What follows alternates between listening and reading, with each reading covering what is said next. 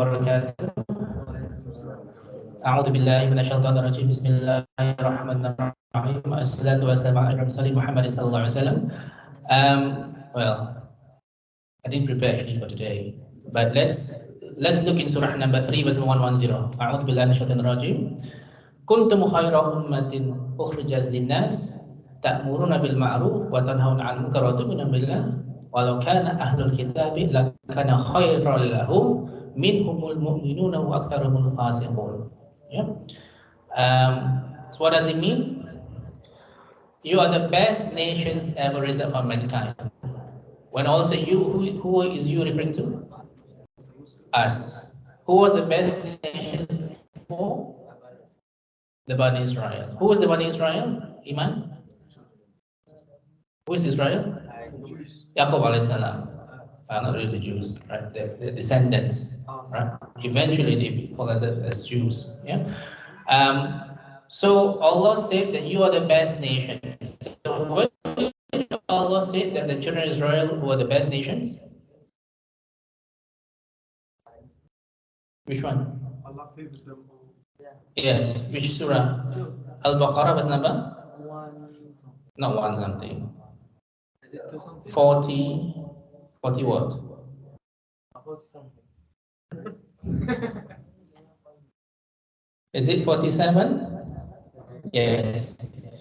Ya Bani Israel adhkuru ni'mati allati an'amtu 'alaikum wa anni faddaltukum 'alal 'alamin. Ya, O children of Israel, remember my favors which I bestowed upon you and has preferred you. Now, you have to understand that perhaps in those days, were there Chinese in China? Were there Indians in India? Yes, perhaps those people, they were what? Polytheists, isn't it true? Right? Have you seen the Calcutta army? Emperor Shi Huangti. Yes. So he says he's a huge emperor, as in be the whole of army and all this. But he believes that in the hereafter there will be, if you were to make these people out of clay, they would all appear in the hereafter. So he will make all these clays of soldiers or even the gym equipments. Sorry? The houses as well. Yeah, yes. So I went there to the museum in British Museum. They had this terracotta army. Oh, that's why in the British Museum everything is done.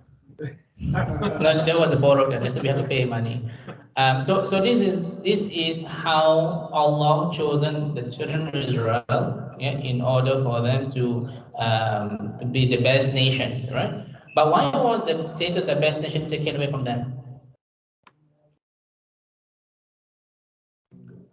So what? Okay, first of all, right? They were saved by Allah, right? On which day?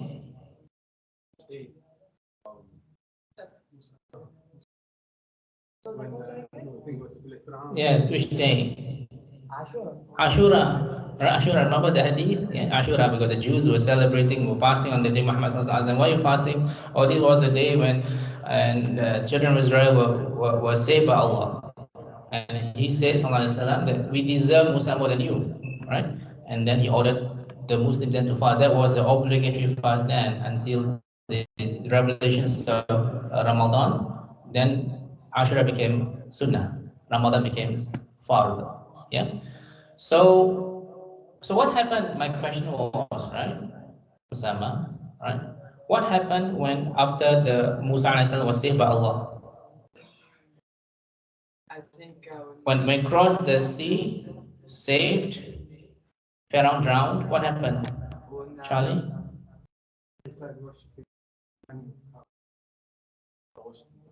Kaf was another story. I think when they were walking with Musa, then they saw people worshipping idols and other stuff. So that's correct. Yes. So immediately, you can imagine after they saw Allah's miracles, after Allah saved them, and immediately people start to worship idols because they were seeing people worshiping idols, and they were asking Musa, "Oh Musa, can you make a god like them?" Can you imagine? Right? So the first signs of weakness of the children of Israel. What else did they do? Cheating.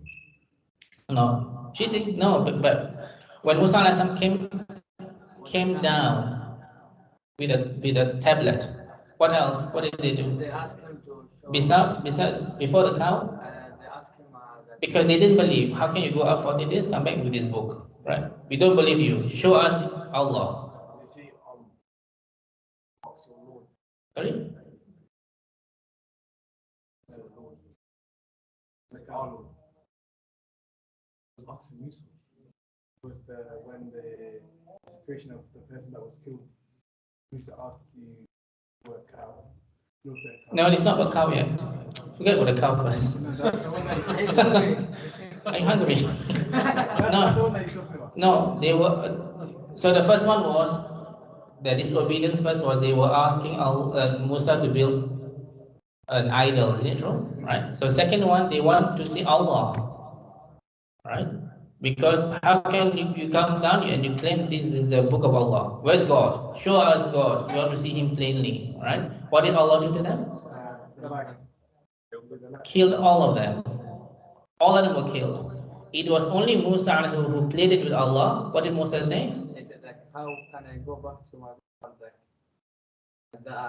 the rest Because you have to remember, Musa chose the best people. Not any or how. It is equivalent to Abu Bakr and all the best people in order to bring closer to Allah, right? And then Allah killed them. Again, as Musama said, how can I explain to the villagers that you killed the best people? And Allah listened to him. Of course, Allah knows what He's going to do. And they were all brought up to life again. All, isn't it true? And then your story comes in. So it's one of the. No, the calf. When they killed the man. Sorry?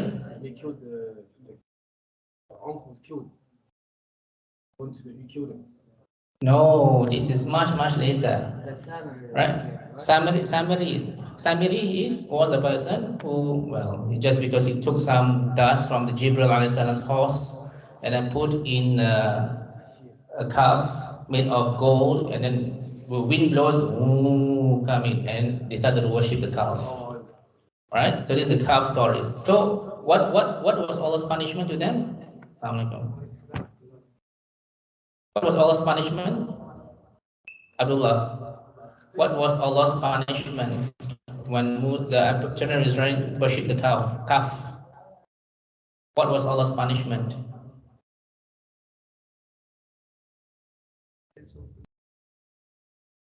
We haven't seen you for 1 week, and everything forgotten.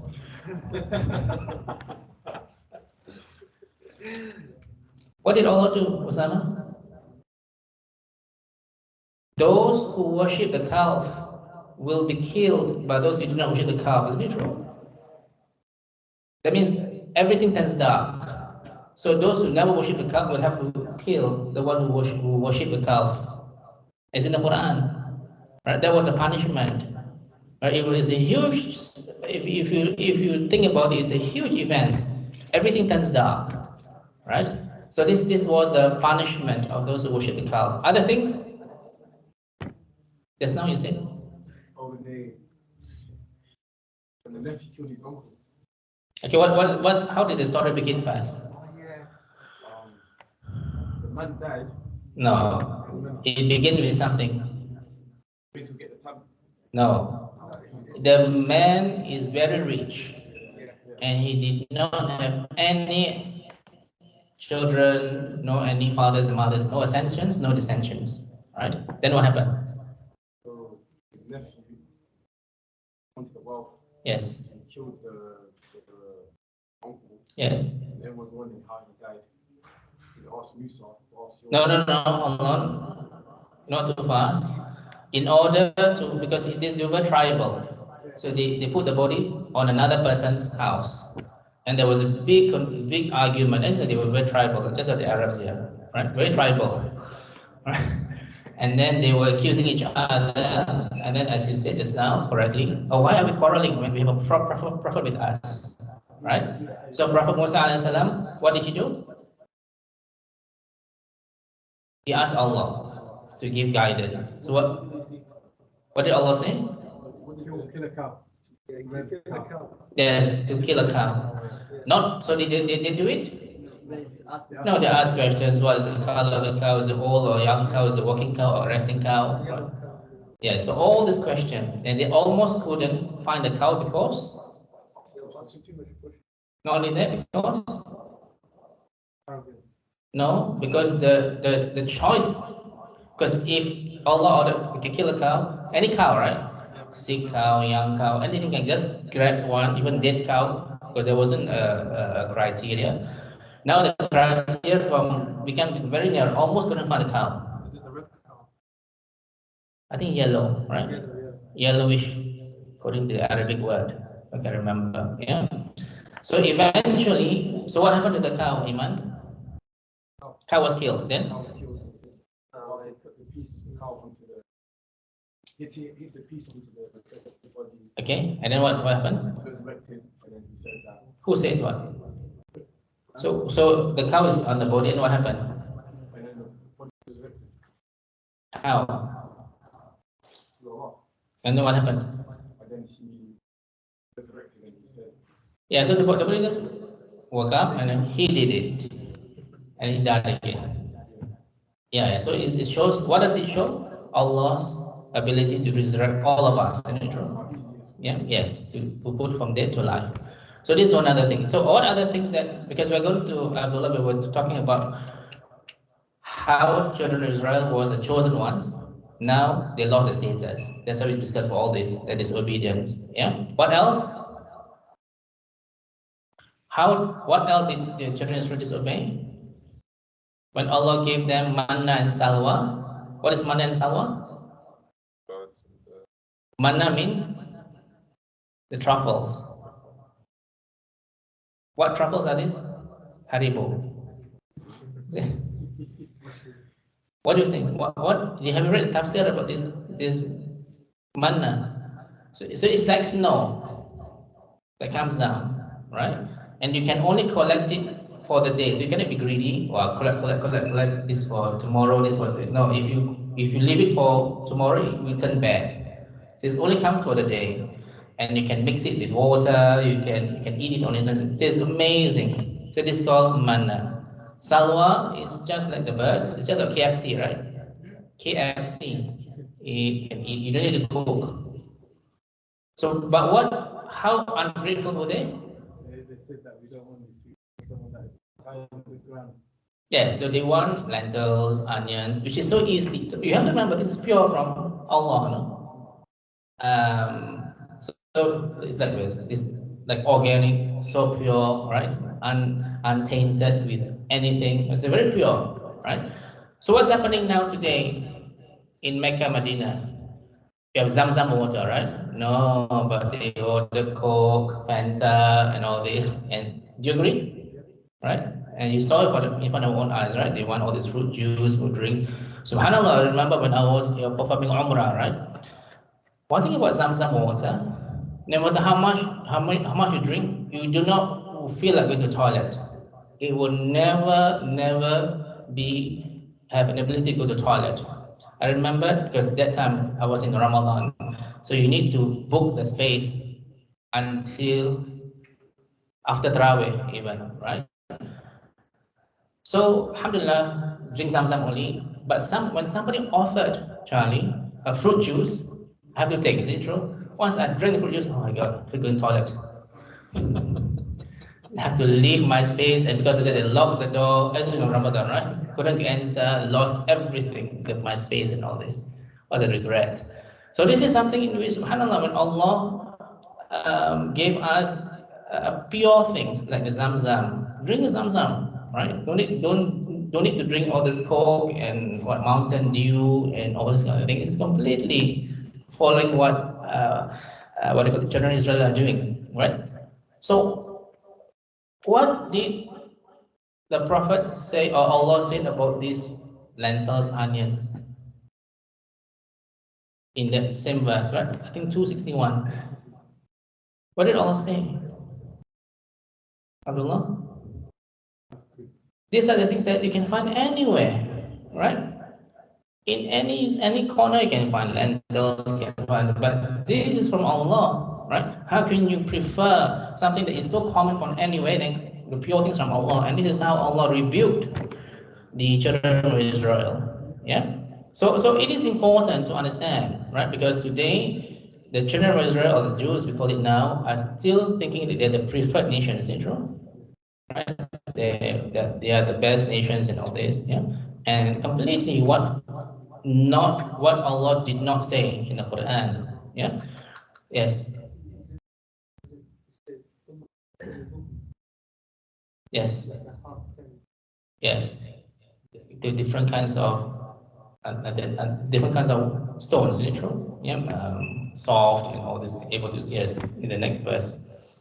Okay. So because I didn't prepare much, because I didn't know we didn't give class today. So we're gonna talk about Surah number 3, verse 110. Right. Kuntum khairas ummatin ukhrijat linnas. You're the best nations ever reserved for mankind, right? So no more Jews or children of Israel, it is us. But there is a criteria for us to fulfill in order to be the best nations. What is it? Yes, what is it? What does it mean? Ta'muruna bil ma'ruf wa tanhauna, that you, yes, you enjoy what does it mean actually? You remind each other. If we don't remind each other, that's where we may lose this best nation status. Very important. There is a criteria to do this. What did Allah say about enjoying good, forbid evil? وَلْتَكُنْ مِنْكُمْ أُمَّةٌ يَدْعُونَ إِلَى الْخَيْرِ وَيَأْمُرُونَ بِالْمَعْرُوفِ وَيَنْهَوْنَ عَنِ الْمُنكَرِ وَأُولَٰئِكَ هُمُ الْمُفْلِحُونَ. And let there be among you a group of people inviting to all that is good, enjoining what is right, forbidding what is evil, and it is they who are the successful ones. Yeah, successful means Jannah, right? So if you want to be among those who are successful, then your job and my job, it is to do da'wah. Is it true? That was just what we're doing, alhamdulillah. And when you give da'wah, you do need to be soft, patience, right? As we discussed just now, right? Because I think some people, I'm sure, Charlie, you were the same, right? You think that being a Muslim, you must be perfect, you must fulfill this, right? But actually, it's not true. Because all of us are on a learning curve. All of us will make mistakes. We repent and we will make mistakes. And this is how human beings are. In fact, we know from a hadith that if we are not to make mistakes, Allah will destroy all of us and would create another recreation who will and repent to Allah, right? And this is very important, right? To understand how imperfect we are. We are da'if, right? We are weak, yeah, and we are forgetful, isn't it true? On many times, yeah. But that doesn't mean that we will purposely do sins, right? In order for us to, okay, I'm weak. Let's do this. Let's go to Soho. Let's go to the line now. Hello. All right, and this is how people are doing, is it true? Your people are always there, you know? Yes, in the clubs and all this. What people are doing that? That's these people. Okay, so it is important, yes, as we understand our weakness, but don't use an excuse. Agreed? Yeah, to climb up the mountains and commit bid'ah, right? So do beware. As we were Abdullah, we were actually doing da'wah to one of the well, I don't know what he was. He was quite confused, isn't it true? Yeah. From This is the Jewish and Christians, whatever it is, right? So we were telling him that we only get one chance. There's no second chance after we die. And we better make use of the time that we are alive in order to prepare to face Allah. And this is very important, right? That we remind each other that doesn't matter if they are Muslims or non-Muslims, our job it is to remind each other. So Ad-dinu nasiha. Right? The deen itself, it is to remind, to give advice all the time. Right? In order for all of us to reach the status of best nation. Yeah. If we do not enjoy good forbid evil, what will happen to us? Our dua will not be accepted. Yes, our dua will not be accepted. And don't forget about your neighbors, and I remind myself also about your neighbors. Did you give them da'wah about Islam? Who are your neighbors in general? Because remember, Prophet Muhammad was always reminding us them about the neighbors so much so that they would think that they have to give this inheritance. It shows importance, right? Who are our neighbors in general, according to many scholarly opinions? Is it your right and left neighbor? Sorry? Muslim, both of them. Who? Yours? Asian. Okay. Afghan. Na'udzubillah. Okay, my question was how many houses are your neighbors in general? I think that until the seventh house. Yeah, because I came across. How many neighbors? How many houses and neighbors? 10, 10, 10, 10. In general, yes. Yeah, yeah. I don't know who is living in front of me. What you know? Only 10. Yeah, 10, 10, 10, 10. According to some scholarly opinions. Yeah? So not just your right and left neighbor. Right? So it goes that way. Right? So it is. I tell myself, I'm still lacking. What I'm doing is I'm just saying hi, how are you? Even they're not Muslims. So it's quite nice to be. Yeah. But what happens if they're not on the trick and treat? What do you do in Saudi? They give them the sweets. Sorry? Yeah. Give dates. We lived before they started. So, Yeah. what do you do? He gave a very perfect answer. We left before they started doing that. Yeah. So You left. Yeah, before they left. Yeah. Before like 2 years. Okay. They celebrate Hanukkah. Yeah. Alhamdulillah, I'm going to Umrah, inshallah. But we have to deal with the Saudis. You see him in the light. So I think we need to bring our costume Saudi. Okay. Yeah. So very important. Don't forget your neighbors. Muhammad, right? Do you do the da'wah to your neighbors? Yeah. So it is important. Yes. If they don't talk to you, even if you try to speak to them, then I think the first thing, even before you give da'wah, is to smile at them. Is it true? Right? And to change, give them whatever things, sweets, or we have extra things, something in the house, just give it to them and all this, right? It's a start. Rather than Islam is this, Islam is that. Is it true? Right? You do need to just be nice and civil to everyone, inshallah. Yeah. Help you with good akhlaq. Help. Very important, yeah. Even I have one female, she's about 80 years old. She always say, hello, love. And I said, hello. 80, yeah, she's always very nice. Yes. Yeah, she's very friendly. Yeah. Okay, so everybody understand? But enjoying good forbid evil? Right? You need to have good akhlaq first, isn't it true? Secondly, you do need to have knowledge. You cannot say things that you do not understand. Yeah, about Allah. Allah is everywhere, right? You do need to have knowledge because the first thing that we need to do da'wah is about tawheed, right? And you must understand, of course, and just as we talked just now, right, Abdullah, we explained to you what Islam is about, right? Complete submission to Allah. Right? What are the 7 conditions of Shahada again? You must have knowledge. What is La ilaha illallah? You must have knowledge. Right? Next one is the sincerity. Yaqeen. You must have certainty about La ilaha illallah. You must accept whatever conditions it is. Doesn't matter whether you understand or don't understand, whether you agree or not agree, that's not a problem. So that's your problem. That's not Allah's problem. Right? Allah's problem is to give command. Agree? That's why when Iblis did not understand why Allah ordered him to bow down to Adam alayhi salam, that is his problem.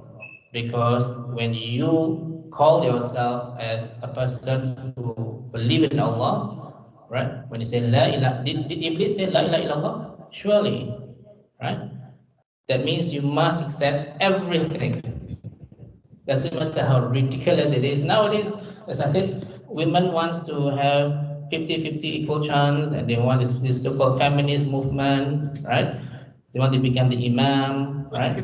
They want they want everything. See, it's Morocco. Okay. I've seen the video that you sent. Which one? This Bengali bro is not. Yeah.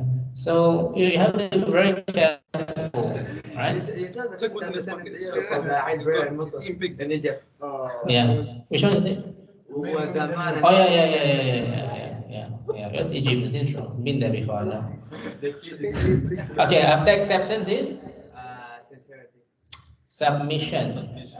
You accept first, then you submit. That means you practice, obey Allah. Isn't it true? Right? Obedience must become absolute. Isn't it true? Right? What is the consequence of iman? What's the consequence of not completely submitting to Allah?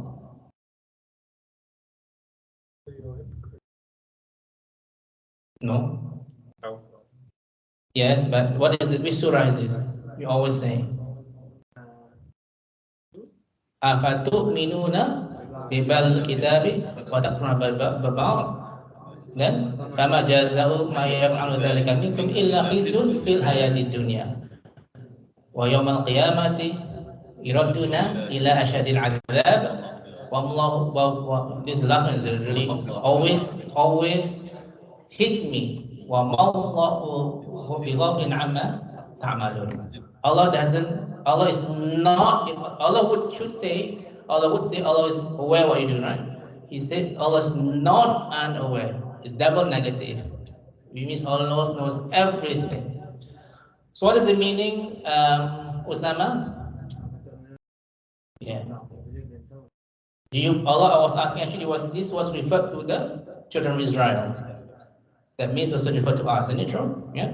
So, do you believe in parts of the scriptures and reject the rest? And what is the consequence of those who do so among you, except disgrace in the life of this world, and in the hereafter they shall be consigned to the most grievous torment. And your Lord is not unaware of what you do. Right? Subhanallah. Right? This is not about people who did not believe, but they choose what to submit, what not to submit. As you can see from your YouTube channels, right? Some sisters wear hijab, another one they take out, wear hijab again, take out, right? And I also know some, reverse, who become Muslim, come out, become Muslim and come out, and all this. SubhanAllah, right? You have to be very careful about this. Yeah. So it is important that all of us understand about enjoying good and forbid evil. Yeah. There must be a lot of akhlaq involved, a lot of gentleness. Always remember, la ikraha fiddin. There's no compulsion in the deen of Allah. All of us are given the freedom of choice, agree? Right? But as I said just now, make sure that you don't mess up this chance, of Allah choosing all of us, to be a Muslim. Can you imagine, Iman? What would your life be if you're not a Muslim? You'd be in the park, isn't it true? With some girls, isn't it true? Right? And this is the reality, isn't it? It's not uncommon, especially those who are not Muslim, to must have a girlfriend or girlfriends, right? And this is how Islam actually discipline you and me, right? To when you submit to Allah, you must submit completely. You cannot say, and this is my culture sometimes, right? It's not uncommon that they bring girlfriends home to meet the parents. Yeah, it's not uncommon.